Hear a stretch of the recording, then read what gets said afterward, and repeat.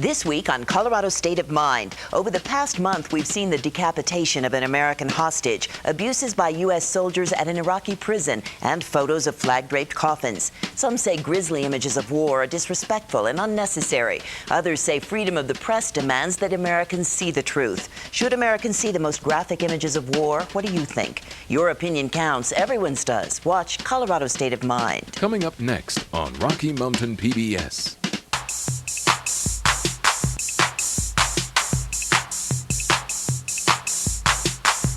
Hi, I'm Greg Dobbs. Glad you're joining us in our second year now looking into the Colorado State of Mind here on Rocky Mountain PBS.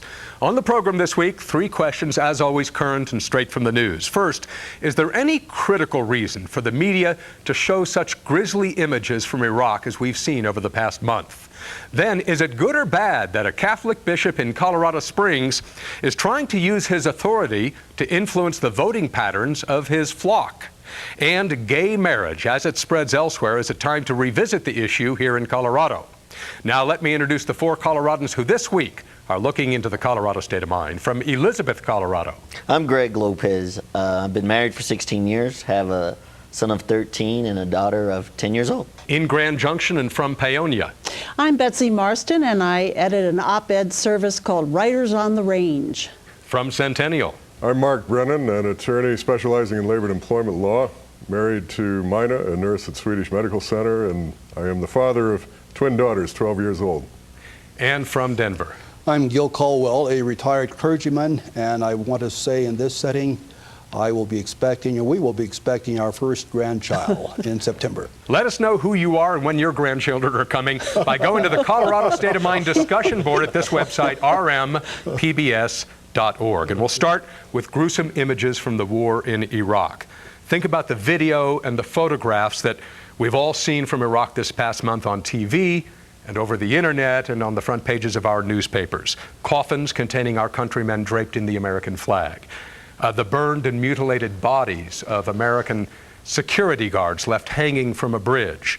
Iraqis stripped naked and forced into humiliating positions, and maybe worse, by American soldiers, and an American civilian held by terrorists as a hostage and then beheaded. Now, the images are gruesome, the images are graphic, no matter who's looking. But some Americans also find them repugnant, not because of what they show, but because they are shown at all. They argue that it is disrespectful to the victims and their families, and that it is unnecessary to the story of the war to plaster these pictures all over the place. Some also say they suspect a political anti-war agenda in the media. But the other side in the debate says that showing these images is critical. They cite not only freedom of the press, which they say means really the freedom of the people to all available information, but they also cite the concept of fully airing public policy. In other words, they argue, if you don't like seeing atrocities of war, then you shouldn't support it. So how do you feel about it? Do these images serve a constructive or a destructive purpose? Absolutely constructive. I'm a journalist, so I have to confess my bias right away. If we don't see it, we don't know it. And I think the story would have been buried, and we never would have known what was going on in that prison had the pictures not been taken. I mean, I'm a veteran. I spent 4 years in the military. I'm a disabled veteran. You know what? And to show those photos, in my opinion, really doesn't bring anything constructive. If people today do not understand what war is all about, it's not the responsibility of the media to educate our community about the ugliness and the terror of war. It's our educational system. I, for one, with all the media outlets that are out there, you want to see these pictures, go to the internet. Why put it in the living rooms in front of everyone for the children to accidentally walk by, see this type of stuff, and create all this discussion? So I really don't see how this helps us as a society as it pertains to education. Yes, I would differ. First, of course, I would begin with sensitivity to the families.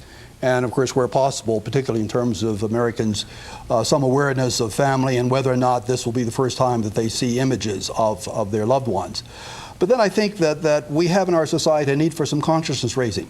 And there is so much violence in simply commercial TV that I think it's important for us, regardless, it's not a political act, but rather I think as part of the human family, regardless of what one's politics are, it's important for us to get a feel for the awfulness of humanity sometimes. Well, I would be inclined to agree with Gil that it's important that people be aware of what it is a country engages in when it indulges in warfare. I think ever since Hippolyte Bayard took pictures of the Paris Commune slaughter, ever since Matthew Brady arranged a network of photographers to shoot Antietam, Fredericksburg, and so forth during the Civil War, people have objected on the basis that it tends to appeal to prurient interest, that it humiliates those who have lost their lives, and I think these are all legitimate concerns. It does tend to appeal to some people's prurient interest, doesn't it? I think so, and yet it's important in my mind that people be educated on just exactly what war is, not in order that they avoid it at all costs, but that they enter into it with a very clear idea of what it is they're sending their boys to do. But you're suggesting, Mark, that people don't know what war is. I mean, I guess I find that too simplistic, that, you know, with all the wars we've been in, with all the conflicts that we've done, how can we say that we don't know what war is, and that these images are really shocking to us, that we would not expect this type of activity to happen in war?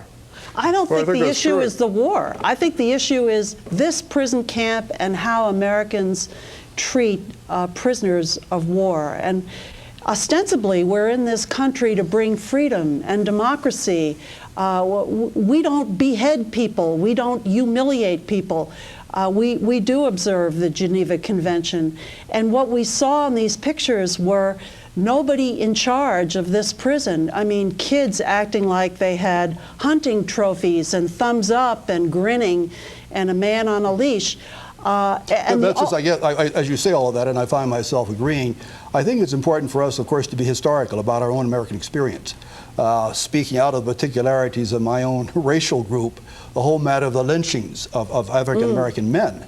And one of the things, of course, that as one looks at that period in our history, the pictures of those lynchings with crowds around them, and in fact, those pictures, of course, ended up on postcards.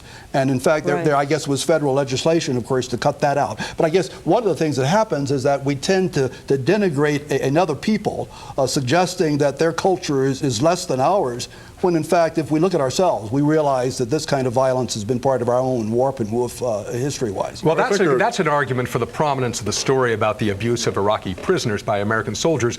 But the question is, couldn't you just read about it? Couldn't you just read the words and understand they were forced to strip naked, one man was put on a leash, another was smiling next to a dead body packed in ice? Do you need to see the pictures? Do they serve constructive purpose? Well, I think if you look to another time, it's a question of context. Hence, the photographs that were taken of Auschwitz, that were taken of Mauthausen, that were taken of various concentration camps after American troops entered, or Russian troops, on the Eastern Front in World War II were a very important historical document, and the world needed to see that in order that people understood what it was so many kids have been dying to overcome.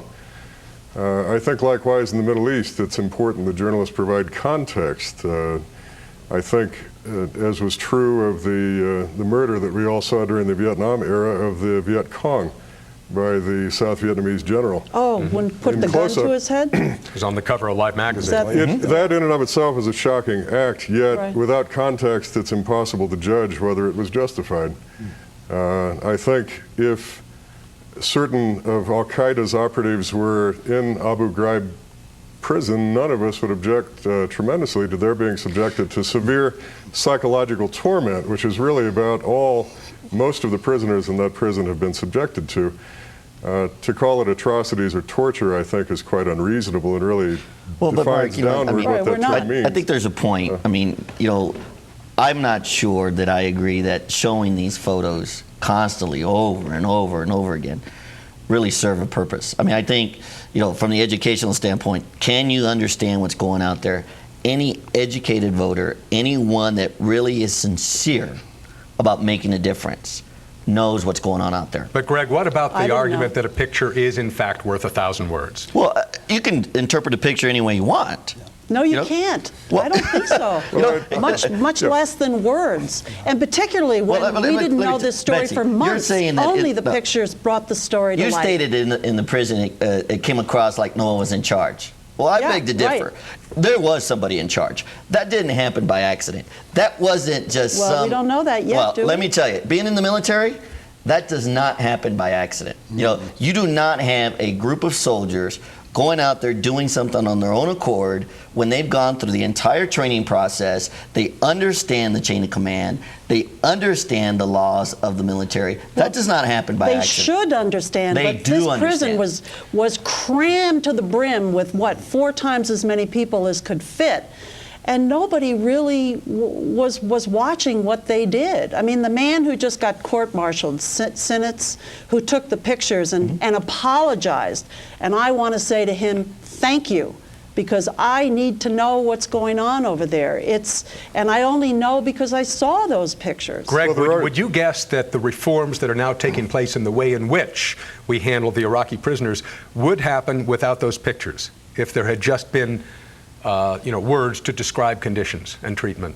You know, I think the reform that's happening, in my perspective, is it's being done to pacify the society. Okay, I look at what occurred was more of a systematic activity to try to see if in fact there was more information that they could ascertain. Okay, because when you're in a conflict and you're in war, if there's any bit of information that you can garnish that saves hundreds, 2, 1, it doesn't matter. If you're in the military and you have information that can help save a life, that's why you're there. Okay, let's ask a wrap-up question here. And Betsy, we'll start with you. Would you want, and I think I know your answer, would you want the media to censor itself more than it does when it comes to showing grisly images? Of course not. Mark? No, but I would want them to provide adequate context so that people understand what they're looking at, rather than drawing false inferences from what they see without the background. They need to make a careful judgment. Maybe drawing false inferences. Potentially, yes. I would say first, of course, sensitivity to families where, in fact, families can be identified.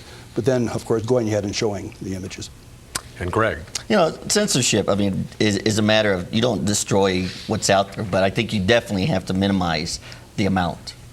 Now, a growing national conflict, clergymen and partisan politics.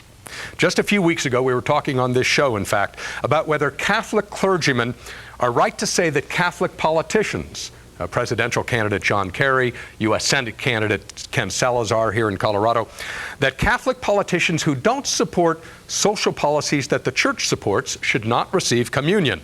And now a Roman Catholic bishop right here in Colorado has raised the ante. He has written in a letter to Catholics in his Colorado Springs diocese that they should not take communion if they vote for politicians who defy church teachings on abortion, on stem cell research, on same-sex